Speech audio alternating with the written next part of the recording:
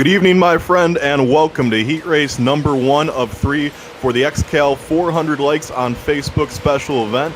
My name is PDJ Zeller, and you're listening to Tella TV. And as I said, tonight this will be Heat Race number 1 of 3 for the XCAL 400 Like on Facebook event. This race will be ran with the street stocks at the 2-mile in length Legacy Michigan track. This is the Michigan track before NASCAR did the fresh repaving as of recently. And we are looking at a doozy so far.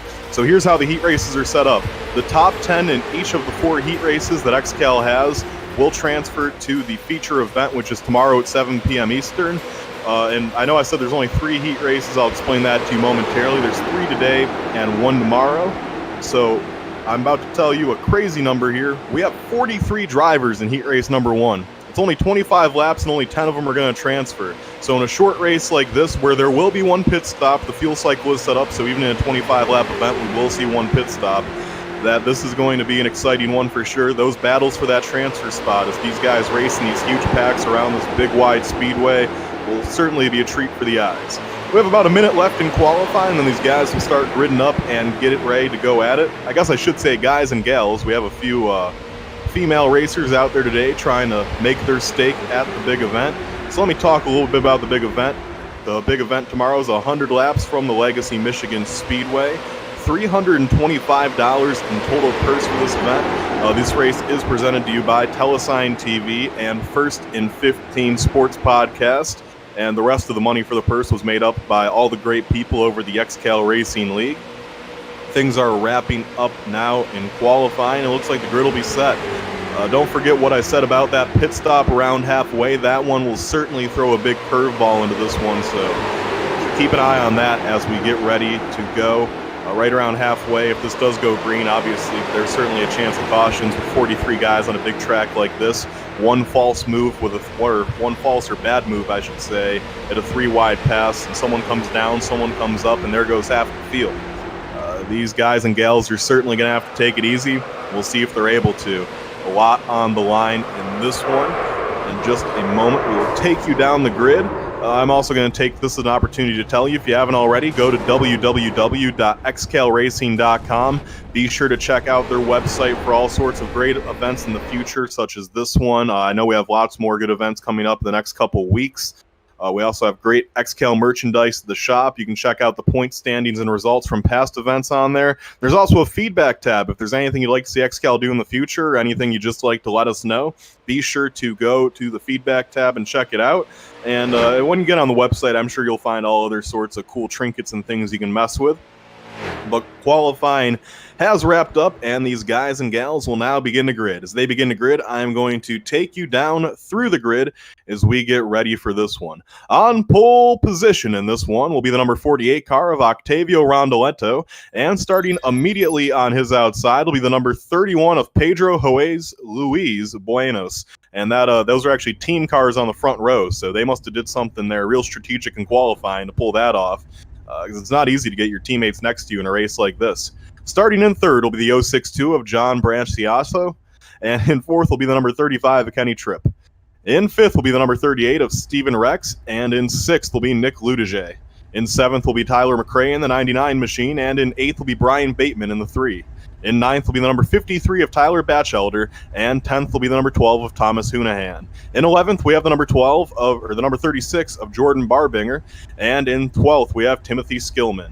In 13th is Eric Burdoff in the number 88, and on his outside, it is Asphalt Motorsports teammate, the number 13 of Darren Snyder. In 15th, we have the 333 of Lindsey Lyles, and in 16th, the 42 of Noah Carpenter. In 17th is the number 22 of Carlos Ruiz, and in 18th is the 17 of John Kraft. In 19th is the 82 machine of Alex Gangler, and in 20th is Ben McConnell. In 21st is the 16 of Diego Romero Ruiz, and in 22nd is the 4 car of Brad Galogoli. In the 23rd position is the number 69 of Thomas Smalling, and in 24th is the 7 of Jeff Edgar. In 25th is the 19 of Chris Robertson, and 26th is the number 8 car of James Bazin. In 27th is the number 32 of Matt Tristler, and in 28th is the number 454 of Luke Turpin, who was the leading winner in 2020 of XCAL Racing events. In 29th is number 84 of Ryan Soper, and on his outside is the number 30 of Jim Massey. In 31st is the number 20 of Jose Garinho. And in 32nd is the number 74 of Rafael Semperuch. In 33rd is the number 5 car of Derek Colson. In 34th is number 25 of Ron Walters. In 35th is the number 44 of Eric Warden. And in 36th is the number 71 of Michael Brisson. In 37th is the number 37 of Arthur Hendren. And in 38th is the 97 of Sean Dobson. In 39th is the 28 of Herbert Thomas. And in 40th is the 41 of Bryce Forsyth. In 41st is Lane Ballou in the 1. And rounding out our field in 42nd will be the number 46 car of Matthew Baird. 42 cars looking to take the green flag. 10 will transfer as we get this thing rolling.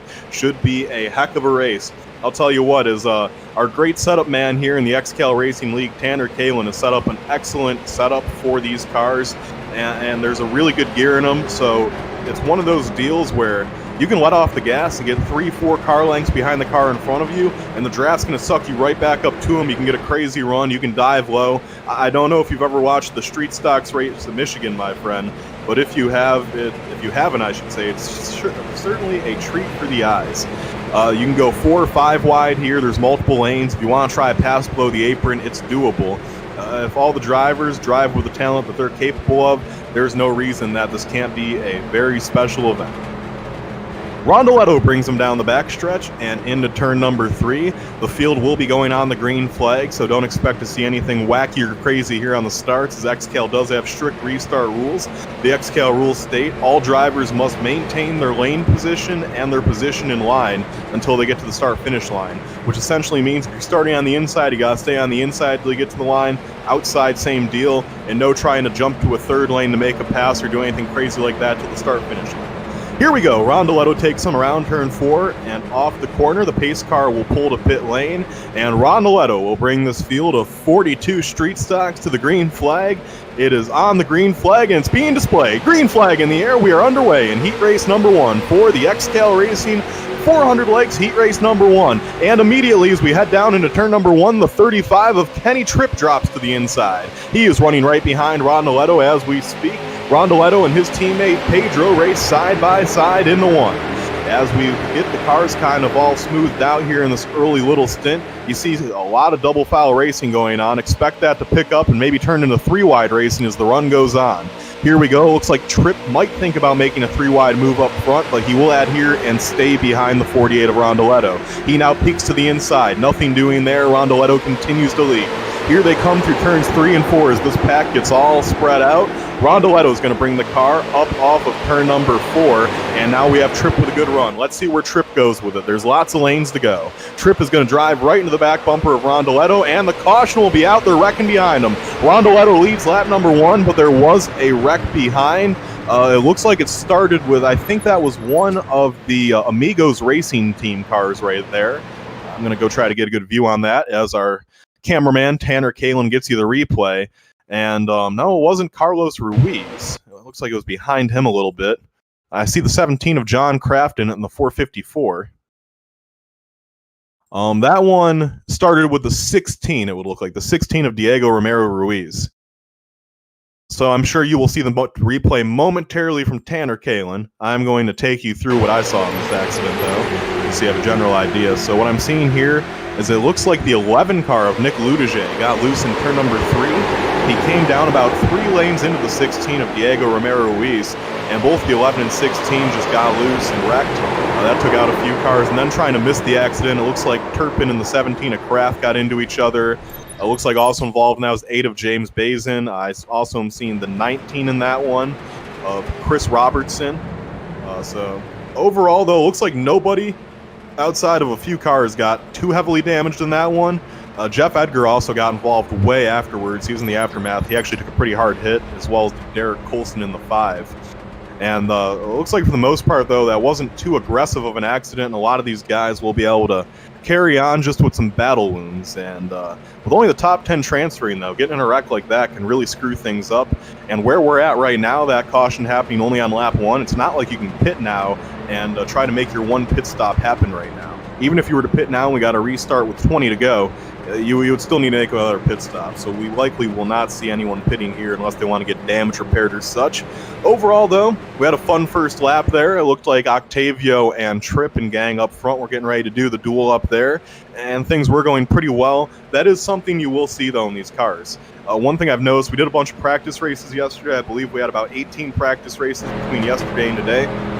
And one thing for a guy who might not be experienced in the car that much yet is they do get very, very loose on the first lap or two. Before the tires get heat in them, the car just kind of wants to slide through the corners, and if you're not that good of a wheelman, it can get away from you, and that's exactly what happened right there. Although I'm not trying to call out Nick Ludiger and say he's not a good wheelman, but maybe not experienced with the setup, let the car get loose, and ended up sliding down into another car, causing an accident. So don't be surprised if you see another accident like that maybe happen on an early restart. That has been the issue so far this weekend. Hopefully these heat races will help these guys work it out.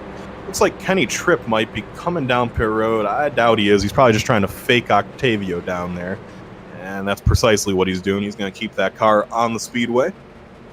Right now, race control's going over with the drivers, what they didn't like, what they liked on that restart. I will say, that was a very clean start from the XCAL drivers there. Everyone kept it in line as the lights go off on the pace car, and this time by, we will be going back to green flag racing. So that's a sight for sore eyes to see that we are not going to have to stay under caution for more laps than we need, because trust me, eventually I'm going to run out of things to talk about if we're running under caution for too many laps.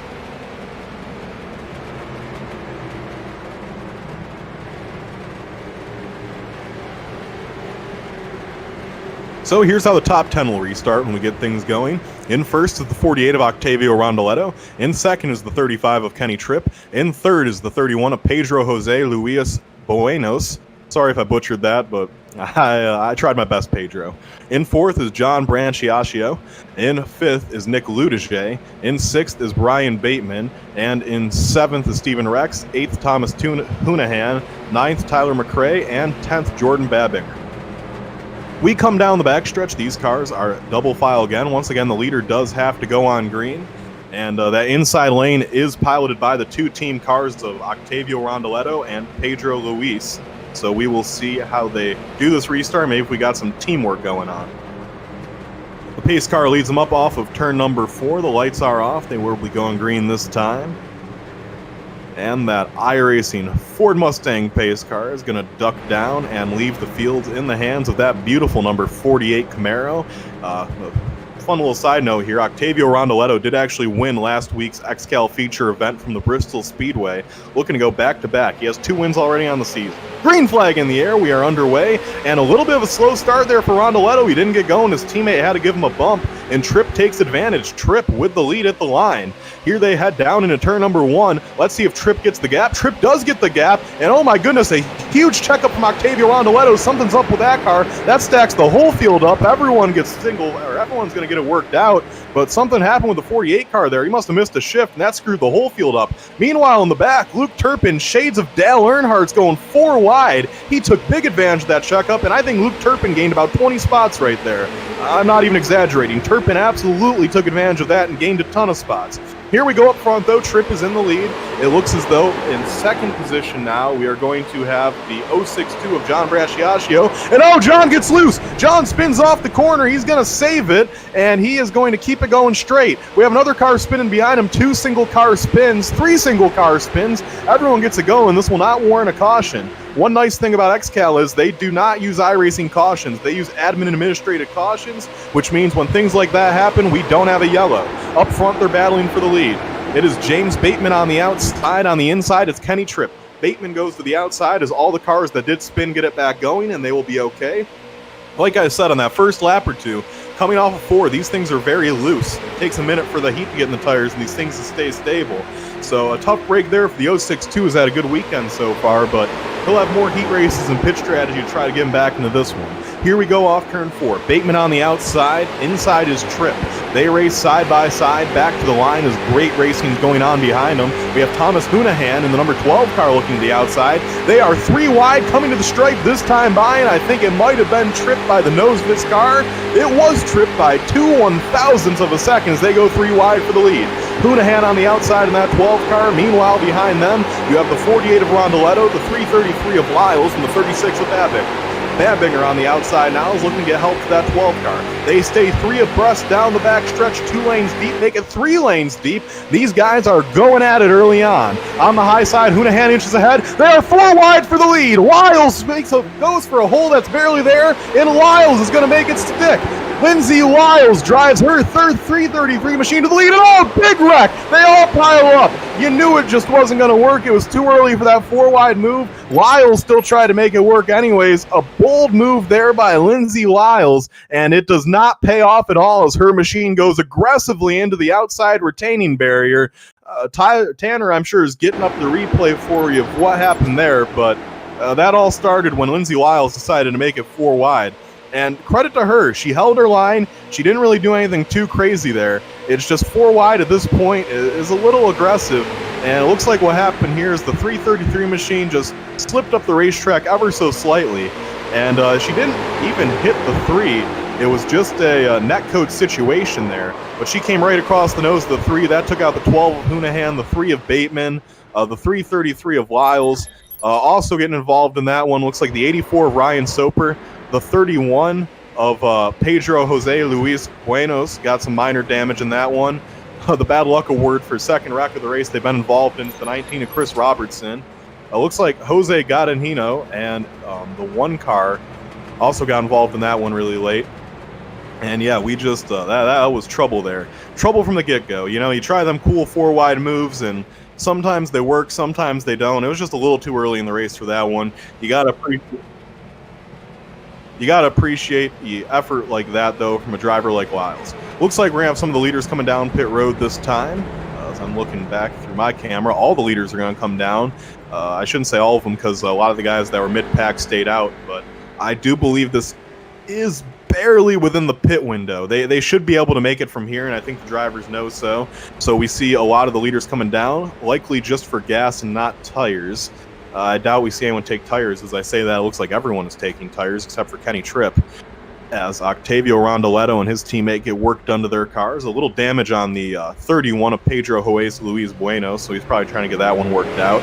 Octavio's off the pit road first, and it looks like second is going to be, we have Tyler Batchelder getting it going, and Batchelder is going to drive that car off of pit road second. Third is going to be Alex Gangler.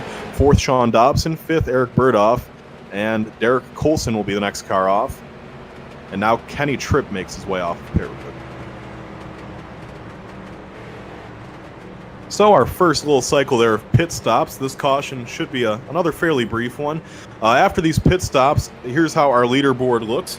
On top of the leaderboard is Jordan Babinger in the 36 car, and second is Steven Rex in the 38.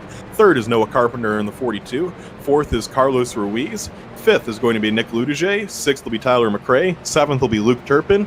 Eighth will be Diego Romero Ruiz. Ninth will be Rafael Semperuch. And 10th will be Ron Walters. So those are your 10 transfer spots right now, although that'll change as all of those cars still do need to make a trip down pit road. I'll be curious to see if any of them do decide to dive down here during the second lap around, because if this thing does go green to the end, which I know so far it doesn't look like it's a great possibility, but you really never know. So if this were to go green to the end, all those guys who pit, they'd be in the Catsburg seat right now. All of the about 10 cars who pitted probably would transfer, and the guys who stayed out would be, for lack of better words, crap out of luck. Looks like they're going to get them double filed up. I do not see if the lights are out on the pace car. Let me get a closer look. The lights are out on the pace car. So this time by, the field will be handed to Jordan Babingers. He's going to bring him around to take the green flag.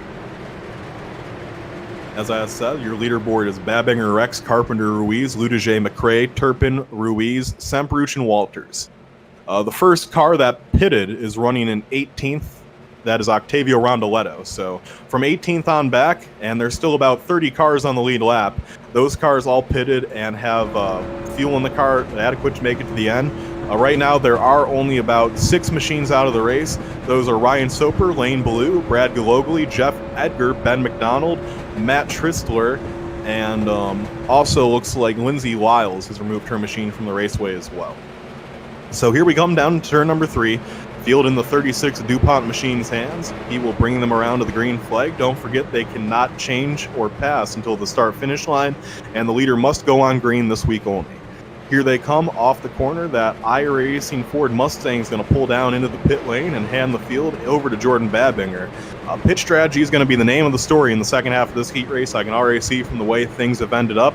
10 in the books, 15 to go. Here they come. Green flag is in the air for Jordan Babinger, and he is going to lead the field down into turn number 1. On his outside, racing side by side next to him right now, is that number 38 of Stephen Rex, the Droppin' Bombs racing machine car. They go down into turn number 1. It is Babinger with the advantage, and Rex is going to slide in behind him. So now there's just, looks like Rex is thinking about going to the inside. Rex makes the move down low. Rex wants to take the lead away from Babinger, and Rex, he goes down low, and he is going to have that position for the time being. The 42 of Carpenter is going to give him a nice little shove. They're trying to get things sorted out there between them, and almost a bad shove there as Carpenter got the 38 of Rex all sorts of sideways. He's going to hang on to it now. The 36 car does have room to pull down if he chooses to. The 36 car is going to choose to block both lanes, and now he'll come down low to stop the run of Rex. On the outside, I should say, we have the 22 of Carlos Ruiz. Ruiz is coming to the outside. He's trying to take the lead away from Babinger. Rex comes up to throw a side block. It will not work. That 22 of Ruiz has all sorts of help from Nick Ludiger right now. Ludiger pushes that 22's bumpers. They head into turn number 1. Still, Babinger leads them down. We are 4 wide for about 6th position right now with John Kraft on the inside. That worked itself out quickly, but anytime you see 4 wide now, you have to get a little nervous after what we saw happen there with Lyles. Down the backstretch, Carlos Ruiz goes for the lead. Ruiz is going to take that top spot away from Babinger. Let's see if he slides down. He will. Babinger drops to the inside. Now it's Nick Ludiger left on the outside, or excuse me, that's actually Tyler McRae on the outside to battle for the lead. McRae looking for help from Ludiger from the car behind him. It will not happen. Now Babinger slides up in front of McRae. McRae is going to get Babinger a push. Now he slides back down low. There's nowhere to go. They are 3 wide for about the 5th position. That is Carpenter on the inside of Rex. They're all going to hang on to it for the time being. That time by Carlos Ruiz, led by about 22 1/1000ths of a second. Ruiz continues to lead the field as they head off into turn number 1. These leaders are probably about 4 laps away from needing to pit. So fuel is going to come into play here very, very shortly. Babinger now shows the way on the high side. He has help from McRae. McRae gives Babinger a shove down the backstretch. Babinger is clear of Ruiz if he wanted to come down, although Ruiz is pulling nicely there on the blow side. Babinger retakes the lead. Lots of good racing going on all throughout this pack. Keep an eye on that 454 of Luke Turpin. We call him Mr. Excitement because he always makes the most exciting move each race. I wouldn't be surprised if he did it this one. Turpin now drops below the apron. He continues to march his way to the front. Started this race in about the 30th position, and he is already knocking on the door of the top 5. Here comes Ludiger now making his way to the inside lane. We have 2 evenly proportioned lanes here going for the top spot. They are led by Babinger on the outside, and on the inside it's Carlos Ruiz. Here we go, 3 wide up the middle. That's going to be the number 41 car of Bryce Forsyth. Forsyth now making his way up the middle between McRae and Ludiger. Forsyth making his way to the front with help from Octavio Rondoletto. And don't forget that 48 car of Rondoletto does not need to pit. He already made his stop. Rondoletto goes to the middle now, and Rondoletto, after restarting in 18th and heading to the pits, already has fought his way all the way back to this field. He comes through the middle now and is at second behind Babinger. What a run for Octavio Rondoletto to already make his way back up to the front. Now he jumps to the outside to make his move for the lead. They are 3 wide for the top spot as they come to the line this time, and it's going to be Rondoletto by about a bumper length at the start-finish line. I can't believe that Octavio made his way through all those cars so quickly. Rondoletto led that lap, but now it's going to be Babinger taking the advantage back. On the inside, it's still Carlos Ruiz in that 22 car battling for the top spot. The 99 of McRae now looks to make his move. McRae pulls into second. He drives right behind the 36, looks to give him maybe a little bit of a bump yet. I think McRae is acknowledging the fact that we're still going to have to pit. He's not trying to make it too aggressive early. Rondoletto on the outside is the only car in this lead pack that I can make note of that I know does not have to pit once again. So Rondoletto absolutely sitting in the Cattsburg seat right now. They race side by side for the lead. On the inside, it is that 38 of Stephen Rex, I believe, or actually, no, that's Tyler McRae on the inside, excuse me. As we have a wreck. A wreck behind him. The caution will come out, and that will save the leaders from needing to pit. Looks like something happened there with the 41 of Forsyth, as we're going to try to figure out what happened. But that caution will force the leaders to pit. Still, it's going to work out for Rondoletto because he won't have to, as we're going to see what happened here. And another case of the net code, man. It started with the 42 of Noah Carpenter, and the 16 and him met in the middle, and some net code got the 42 turned into the 41. They came up the racetrack, and it was on from there. Nice job missing the wreck by Rafael Semperuch. The 25 of Ron Walters just had really nowhere else to go.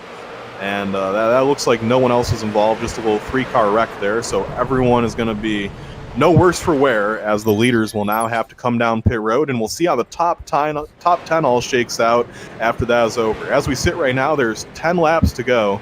Worth noting, whenever we're within 5 laps to go, there will be no more cautions. So the drivers will have to take note of that. As this time by, we'll likely see all the leaders drop down pit road, as maybe the pits aren't open yet. No, they are not. They must be, because I'm seeing some of them drop down. A lot of the leaders are going to drop down pit road. And some of the cars who didn't drop down, that includes the 36 of Babinger and the McRae 99. I don't know if maybe they don't realize there can't be cautions within 5 to go, or if maybe these 3 cautions were enough for them to save enough gas to barely make it to the end. I'm not sure what the situation may be, but the 38 and the 38, 99, and 36, I'm pretty positive cannot make it to the end. Also in that list would be the number 17 of Kraft, I'm fairly certain cannot make it. The 454, I don't remember if he pitted or not. So some drama here at the end of this one. You're going to see some strategy unfolding in the closing laps, and we'll be curious to see what happens here. I will be very curious to see who can make it, who can't, who's on what strategy, who did what. There's only going to be about a handful of laps left in this one when we go back green. This is the 3rd caution of the event, and unfortunately 2 of them have been caused by netcode. I know the 1-4 wide incident with Lyles there, you can say, well, yeah, but Lyles probably shouldn't have made it 4 wide, and you'd be correct to say that, but it's still one of those cases where she did her job, she held her wheel, so did the other 3 drivers. It's just that iRacing netcode really screwed everyone over on that one there, which was unfortunate. Same with this last accident. 28 cars still run on the lead lap, although that number might change a little bit. Still remember, the top 10 transfer tomorrow's main event. Immediately following the race, we will be doing an interview with the winner of this heat race, so make sure you stick around for that as we get ready to go back racing. This time by, I think we will probably get 1 to green if things go like they have been going for the majority of this event. Seeing what happens as they go by the pace car this time, and the lights go off. So we are 1 to green this time by. 1 lap to green. Here's how the top 10 will line up. It will be the leader, the 36 of Jordan Babinger. Second will be the 99 of Tyler McRae. Third will be the 48 of Octavio Rondoletto. Fourth will be Steven Rex in the 38. Fifth will be Luke Turpin in the 454. Sixth will be the 17 of John Kraft. Seventh will be the 28 of Herbert Thomas. Eighth will be Sean Dobson in the 97. Ninth will be James Bazin in the 8. And 10th will be Kenny Tripp in the 35. The 5 cars sitting right outside them transfer spots are 11th place Alex Gangler, 12th place Tyler Batchelder, 13th place Timothy Skillman, 14th place Derek Colson, and 15th place Jose Godinhino. So a lot of good cars still in this race. Like I said, we do officially have 29 cars on the lead lap this time by, and about 7 laps to go when we go green this time by. So the field will be brought down to the green flag for the 2nd time by Jordan Babinger. Don't forget the field cannot go until they get the green flag. No changing lanes or attempting to make a pass before we get to the start-finish line. Should keep this one entertaining. Babinger on the inside, McRae on the outside. I'm curious to see how this works out, because I'm fairly certain that the 36, 99, and 38 are going to have to pit again. From everything I've learned this weekend, that would seem correct. Maybe these cautions threw a wrench in that. Maybe it wasn't enough laps for them to save. I'm not know, but I really think you're going to have to see them come down. Pace car pulls off. Field is now in the hands of Babinger this time by. Let's see when and where he chooses to go with the green flag. And the green flag is out. They are underway. Babinger with a nice jump there on the gun. He gets it going, and he has about a 1-car length advantage. Rondoletto in third is going to pull right up to his bumper, and there will be a nice chance here for Rondoletto with the run he's going to get to maybe make a move for the lead. Babinger leads him off into 1 as the outside lane has a hard time get going. They head off into 1, and it's Babinger out front. Rondoletto in 2nd, and now the 454 of Turpin moves up into 3rd. Here they come off of corner number 2. A good run for Rondoletto. Let's see where he goes with it. Rondoletto looks to the inside. Babinger's going to let him have it. Rondoletto goes side by side for the lead. Let's see if the 454 helps. Babinger goes to the outside. No, of course he wasn't going to help him. It's Luke Turpin. Turpin goes to the outside with a wild move, and Turpin's going for the top spot for the first time in this event. Babinger and Turpin race door to door, side by side, closer than you could imagine. They touch a little bit there as they come off of turn 4, and they're going to race back to the start-finish line. Turpin on the outside with all the momentum. Let's see if it carries him to the lead. It's going to be awfully close this time to the stripe. Rondoletto makes it 3 wide. Advantage at the line goes to Turpin, I believe, by 17 one-thousandths of a second. They had 3 wide into turn number 1, and this is going to be tight. Here we go, and it's going to be Rondoletto taking advantage of the lead this time. And now the 36 gets into the 454, knocks him up the racetrack. If I know Turpin, he's not going to like that, but nothing on Luke Turpin there. He left him all the room he could. They head down the backstretch this time by, and it's going to be Babinger and the number 48 Rondoletto racing for the lead. It looks like maybe Turpin and Babinger are arguing right now over iRacing chat. XCAL has strict rules about that. I'm sure they'll be muted quickly. Here they go 3 wide again for the lead. Turpin not afraid to get close to that 36 after what happened last time. Here they come down to the stripe. This time the flagman will hold up 5 fingers indicating 5 laps to go. And once again, it's going to be Turpin with that run on the outside leading at the stripe. These 3 could go 3 wide for 5 more laps, and I wouldn't be surprised. A whole mess of cars going for the win. Who's going to make it on gas? Who is going to wreck? What is going to happen here at the end? No more cautions in this one. We will see. Here we go up front, racing side by side. It is that 48 and 36, and every time that 454 of Turpin gets that good run off the corner, and now he has help from the 2 team cars of Tripp and Batchelder. Tripp and Batchelder go to the outside, and they are helping Turpin. Turpin goes to the top spot. Turpin takes the lead as he cuts the nose off the 36 car. Luke Turpin to the top spot now as Babinger is going to try to find his way back around that 454. And it's so funny. You can put Luke Turpin on a road course. You can put him on a short track. You can put him on a super speedway. It doesn't matter what track you put that man on. He always has a nose for finding his way to the front. And this race in Michigan was absolutely no difference. That 454 leads with just 4 laps to go. Babinger now jumps back out to the outside. He now has the help from the 2 team cars, the 35 and 53. It's really just a 2-man race right now, though, up front. That 454 and 36 have a little bit of a gap on the field, which really could come back to bite them when these guys get that big run. Here they come down the backstretch. It's that 35 of Tripp now making a big run. Will Tripp go to the outside and make it 3 wide? There's only going to be 3 laps to go. Does Babinger have enough fuel? That's the biggest question here. I don't think he does, but I have been wrong before, and I might be wrong again. Babinger on the outside. He's going to get a good run off that corner as he races side by side with Turpin for the lead. Here come the 2 team cars. It's going to be Tripp going to the outside. They are 3 wide once again for the lead. 3 to go this time by at the stripe. 3 to go at the stripe, and Tripp on the outside is barely going to be in second. It looks as though Babinger got him at the line that time. They're going to wreck behind him. Don't forget, no more cautions. We're staying green. These guys are going to keep in it here. Looks about 10-ish cars in the lead pack, so really if these guys can just not wreck, looks like everyone's going to transfer to the big show. But I have a feeling things might get hairy for this win on the last lap. It seems like when the boys need to play nice, they never play nice. Here we go down into turn number 3. The last few laps are getting more and more antsy as they click off. As they come down through 3 and 4, it's still Turpin on the inside. In the middle is going to be Babinger, and on the outside, was on the outside was Tripp, but his line has now lost some run. Looking at this pack, I think we have 11 cars in the lead pack, so 10 transfer, 1's going home out of this lead pack. Things are still on the line here.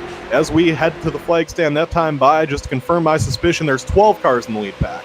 12 cars as we go 3 wide for the lead. That's not going to end well. The 8 car gets into the 35. They all save it somehow. Don't ask me how those cars are still going. That looked like a certain death as they're 4 wide for second right now. It's going to be the 99 of McRae pulling through of that one right there. The 8 car of James Bazin had issues there, and he's still all over the place. McRae might be out of gas. The 38 of Rex might be out of gas. I think some of our leaders are running out with 2 to go, and that does not look good for the 36 of Babinger if those guys ran out. That means there are 10 cars left in the lead pack. There is a second pack behind them. That might be a transfer spot if the 36 should run out. This time by, white flag in the air, 1 lap to go, and just like 2 weeks ago, it's going to be Rondoletto and Turpin racing for the lead as Babinger runs out. Babinger is out of fuel, so the second pack will produce a car. The 8 car is now out of gas. Guys running out here on the last lap, and there is going to be transfer spots all for the taking here as we get to the end of this one. Up front, though, the battle for the win couldn't be tighter.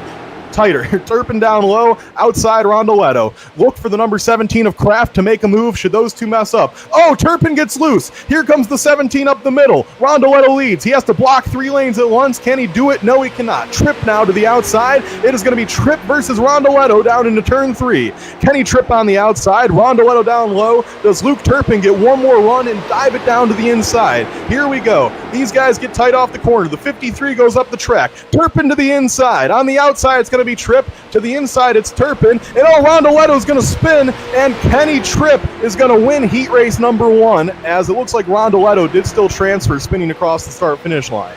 So Tripp transfers, finishing first. Second is going to be John Kraft. Third will be Derek Colson. Fourth will be Nick Ludiger. Fifth will be Tyler Batchelder.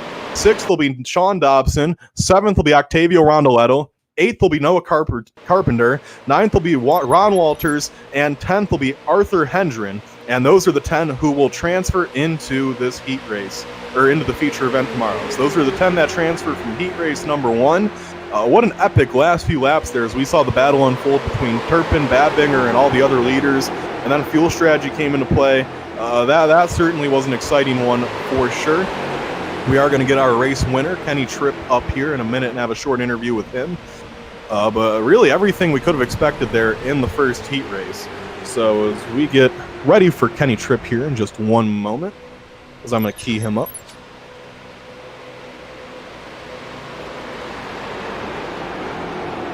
Trying to get a hold of Kenny real quick here, as he likely is burning it down on the front stretch. Or no, he's just going to bring it into pit road. You know, it's just a heat race. You want to stay respectful. Don't show off too much here.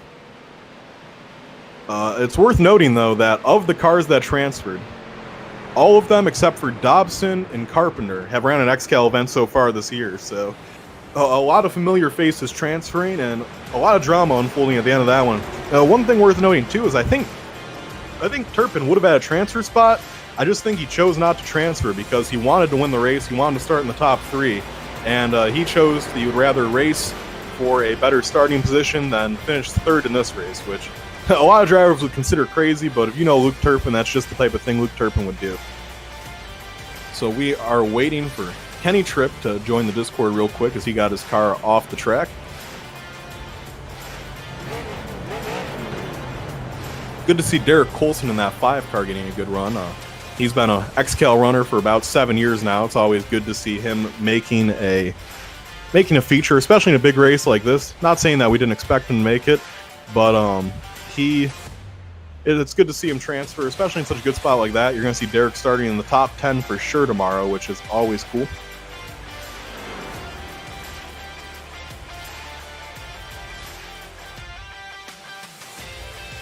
All right, here we go. We got Kenny Tripp in the press room. I'm going to drag him down here.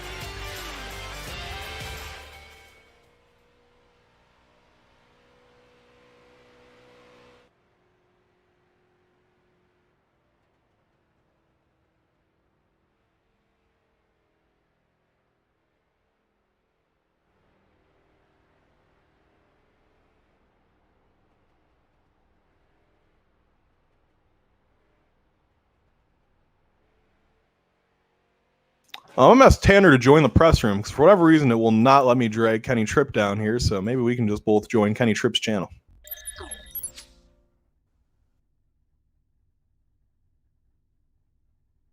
All right, and we've caught up with Kenny Tripp after chasing him down a little bit, and we are here in victory lane with Kenny. And Kenny, I got to ask you, I watched you make the pit strategy correctly. You pitted with about 10 laps into the race. What were your thoughts there at the end? You had to have known that a lot of those guys were going to be close with the only 3 cautions occurring. Did you think those guys who made no pit stops were going to make it? Because we saw about 4 or 5 cars run out on the last lap. No, I knew they weren't going to make it. I knew it was going to be very close. I thanked them for letting everyone know that they were running out because I had to change my position on the track at the last second, which really helped. And then obviously my teammate Tyler, definitely communicating with him, definitely put a little bit of advantage to it. Well, Kenny, coming out into turn 3 in the last lap, you and the 48 of Rondoletto were so close you could barely put a piece of paper between your 2 cars. And then Turpin almost made it 3 wide coming off of 4. What were you thinking coming off of turn 4? Did you think you had a good enough run to get it at the line there, or did you think it was going to be closer than it was before Rondoletto spun? Well, I knew it was going to be very close. I didn't even realize that. I didn't realize that Turpin was coming up the inside, honestly, until you just said that. I'm watching the replay now, but I knew it was going to be very close. I don't know what happened. I think I got into the 48 and shot him down. My car just shot to the left at the last second. 10-4. So, Kenny, I got to ask you, what's the strategy for tomorrow's event? Obviously, it's going to be a long one. We saw some big wrecks in this one. I'm sure we'll see some tomorrow. What are the plans for you and your teammates tomorrow to make it to lap 100 and have a shot at the end? Well, the third teammate can't make it, and I'm trying to line someone up. Hopefully, they can get some qualifying in and make the race tomorrow. But if it's just us two, I think it's just chillax, stay with the pack as much as we can, stay out of trouble to the last probably 20 laps. You gotta be there at the end. All right, Kenny. Well, before I let you go and celebrate with your team, do you got any sponsors or teammates or crew you'd like to thank for this victory? Yeah. UNOH University, Ecolab, Temp Setters. Between all teammates, we either work two of us work at Ecolab, one of us owns Temp Setters, and the other one goes to college at UNOH. So, but that's it. Other than that, I'll see you guys tomorrow and give her hell. 10-4. Best of luck to you tomorrow, Kenny. Thank you, sir. All right, so that'll wrap up things here from Victory Lane, and that'll wrap things up here for the broadcast for Heat Race number 2. Once again, this was Telesign TV, production of XCAL Heat Race number 1 for tomorrow's 400-like super event at Michigan. My name's Petey Zeller. Thank you to Tanner Kalin and everyone at Telesign TV who makes what we do wonderful. We will see you all probably in like an hour.